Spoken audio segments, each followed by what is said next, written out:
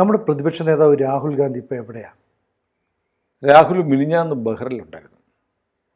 ബഹ്റിനിൽ എന്തിനു പോയി എന്നറിയില്ല. പഴയൊരു ചൊല്ലുണ്ട്, ഒന്നും കാണാത്ത പട്ടര് വെള്ളത്തിൽ ചാടത്തില്ലെന്ന്. ബഹ്റിൻ പോകുന്ന എന്തെങ്കിലും കാരണം ഉണ്ടാവും. ഒന്നെങ്കിൽ ബഹ്റിനിൽ നിന്ന് വേറെ എവിടെയെങ്കിലും പോകാനായിരിക്കാം. പക്ഷേ രാഹുലിൻ്റെ ഈയിടെയായിട്ടുള്ള ഇഷ്ടപ്പെട്ട ഡെസ്റ്റിനേഷൻ വിയറ്റ്നാമാണ്. നേരത്തെ തായ്ലൻഡൊക്കെ ആയിരുന്നു. പട്ടായൊക്കെ പോയിട്ടുണ്ടെന്ന് തോന്നുന്നു. അതെ, ഇടയ്ക്ക് റീചാർജ് ചെയ്യണമല്ലോ. മനുഷ്യൻ്റെ എനർജിയൊക്കെ പോയി കഴിയുമ്പോഴത്തേക്ക് നമ്മൾ ബൂസ്റ്റ് കഴിക്കുന്ന പോലെ അദ്ദേഹം ഒന്ന് ഉല്ലസിച്ച് റീചാർജ് ചെയ്ത് എന്നിട്ട് മോദിക്ക് എതിരെ ചീത്ത പറയാൻ തിരിച്ചു വരിക, ഇതാണ് അദ്ദേഹത്തിൻ്റെ ശൈലി. ഏതായാലും രാഹുൽ ഗാന്ധി ബഹ്റിനിൽ എത്തി. അതിൻ്റെ വീഡിയോ അവിടെ വിമാനത്താവളത്തിനകത്തുണ്ടായിരുന്ന ആരും ഷൂട്ട് ചെയ്തു. പക്ഷേ വീഡിയോ കാണുമ്പോൾ രാഹുൽ ഗാന്ധി അതിലെ ഒരു ടീഷർട്ടൊക്കെ ഇട്ട് തരാപ്പാര അതിലേക്ക് നടപ്പുണ്ട്. ആരും മൈൻഡൊന്നും ചെയ്യുന്നില്ല. അറിയാവുന്ന ഏതോ ഒരാൾ ഷൂട്ട് ചെയ്തു, ഇന്ത്യക്കാരെങ്കിലും ഉണ്ടായിരുന്നിരിക്കാം. ആ വീഡിയോ ആണ് ഇപ്പോൾ പുറത്തു വരുന്നത്. അദ്ദേഹം 18A ഗേറ്റിൻ്റെ അവിടെ നിന്ന് ഇങ്ങനെ കറങ്ങി നടന്ന് 18B അടുത്തേക്ക് പോകുന്നു. പിന്നെ ഇങ്ങനെ കറങ്ങി പോകുന്നു. പിന്നെ എവിടെയാണെന്നുള്ളത് അറിയില്ല. ആ ഷൂട്ട് ചെയ്ത ആൾ മുഴുവൻ കാണിക്കുന്നില്ല.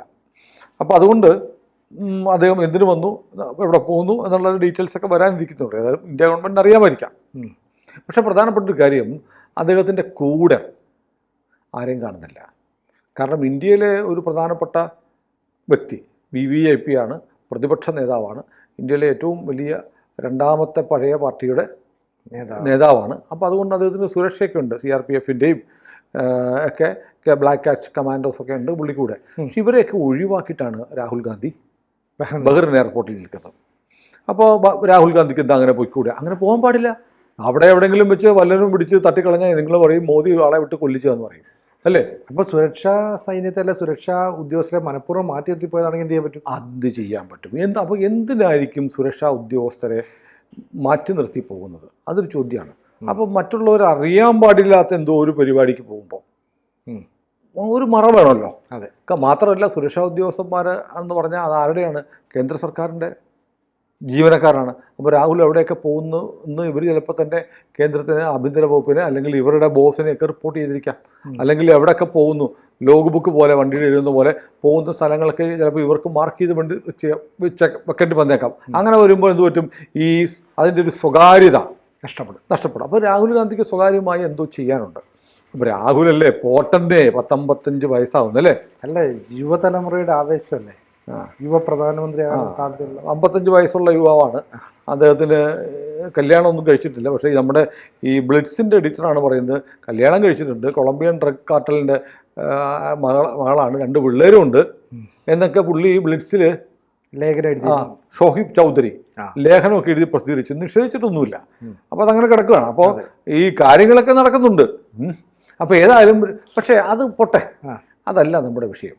രാഹുൽ ഗാന്ധി ബഹ്റിൻ എയർപോർട്ടിൽ ഇറങ്ങി അതേ ദിവസം തന്നെ മറ്റു ചിലരും ബഹ്റിൻ വിമാനത്താവളത്തിൽ വന്നിറങ്ങിയിട്ടുണ്ട്.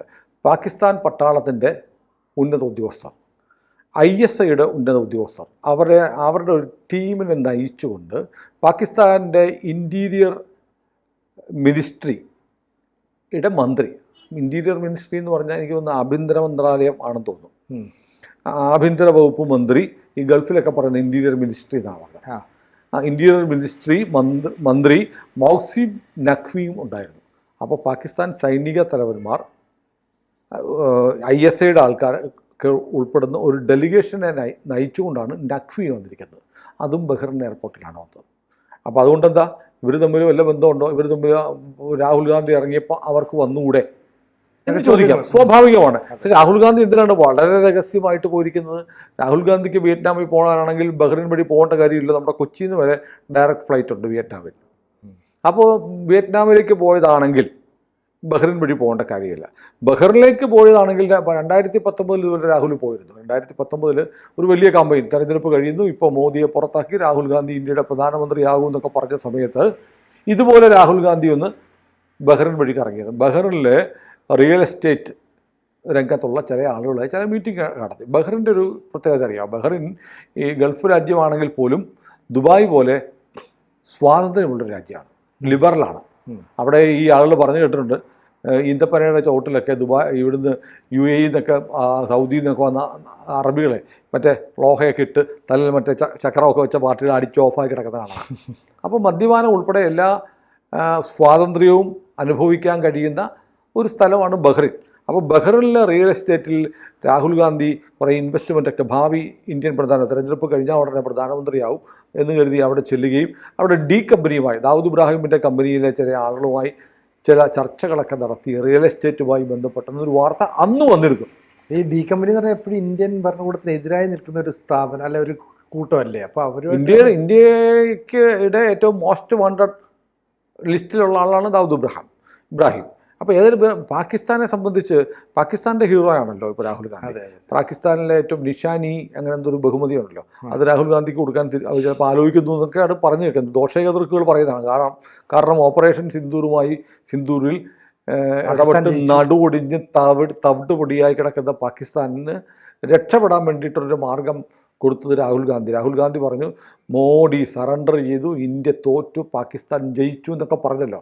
ഈ വീഡിയോ ആണ് പാകിസ്ഥാനിലെ ജിയോ TV ഉൾപ്പെടെയുള്ള ഡോൺ പത്രം ഉൾപ്പെടെ എല്ലാവരും കൊണ്ടാടി വലിയ വാർത്ത ചെയ്ത് ഇന്ത്യക്കെതിരെയുള്ള ഈ യുദ്ധവും ഇതിനു മുമ്പുള്ള എല്ലാ യുദ്ധവും അവർ ജയിച്ചു, കാർഗിൽ യുദ്ധവും അവർ ജയിച്ചു, ഇതും അവർ ജയിച്ചു എന്ന് പറയുന്ന തരത്തിൽ വലിയ ക്യാമ്പയിൻ നടത്തുന്ന ഒരു രാജ്യമാണ് പാകിസ്ഥാൻ. അതിന് അവരെ സഹായിക്കുന്നത് രാഹുൽ ഗാന്ധിയുടെ ചിത്രമാണ് ഈ ഷഹബാസ് ഷെരീഫിൻ്റെയും അസീം മുനീറിൻ്റെയും വീട്ടിൽ വെച്ചിട്ട് രാഹുൽ ഗാന്ധി പാകിസ്ഥാൻ്റെ ഐശ്വര്യം എന്ന് പറയുന്ന പോലെയാണ് ഇപ്പോൾ അവർ സ്റ്റിക്കർ ഒട്ടിച്ച് കിടക്കുകയാണ്.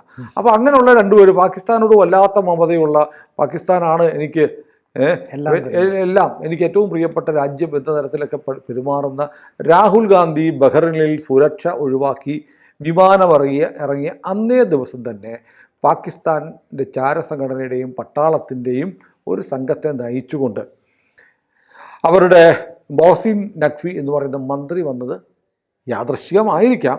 പക്ഷേ ഈ അമേരിക്കയ്ക്ക് പോയപ്പോൾ കമലയെ കണ്ടു, വൈസ് പ്രസിഡന്റിനെ. പിന്നെ വൈറ്റ് ഹൗസിൽ പോയി ചില മീറ്റിങ്ങുകളൊക്കെ നടത്തി. സോറോസിൻ്റെ ആളുകളുണ്ടായിരുന്നു.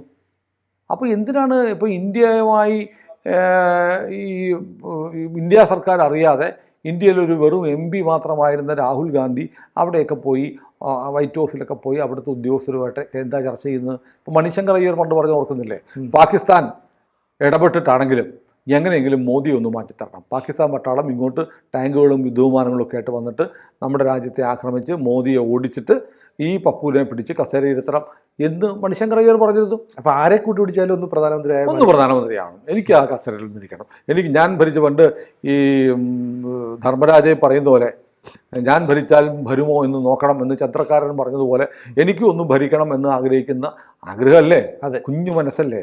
അപ്പോൾ ഒന്ന് ആഗ്രഹം ഉണ്ടാവും, എനിക്ക് ആ മോദി ഇരിക്കുന്ന കസേരയിലൊന്നും ഇരിക്കണം. പിന്നെ ഇദ്ദേഹത്തിൻ്റെ ഒരു വിശ്വാസമുണ്ട്, ഈ പ്രധാനമന്ത്രിയുടെ കസേര എന്ന് പറയുന്നത് തൻ്റെ കുടുംബത്തിന് പൈതൃകമായി കിട്ടിയതാണ്, അതിനുള്ള അവകാശി ഞാനാണ്.